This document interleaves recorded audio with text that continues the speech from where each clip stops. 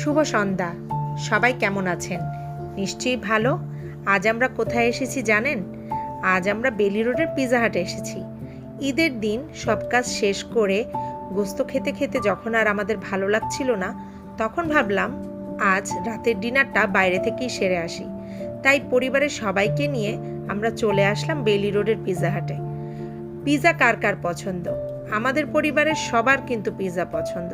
যত কিছুই হোক না কেন, যাই থাকুক না কেন, পিৎজা হলে আমাদের আর কিছুই লাগে না। তাই আমরা রাতের ডিনার করতে পিৎজা হাটে চলে আসলাম। আমার মতো কে কে পিৎজা লাভার আছেন আমাদের কিন্তু জানাতে পারেন। বেইলি রোডের পিৎজাটা কিন্তু সত্যি অনেক ভালো লেগেছে, আর পরিবেশটাও ছিল অসাধারণ।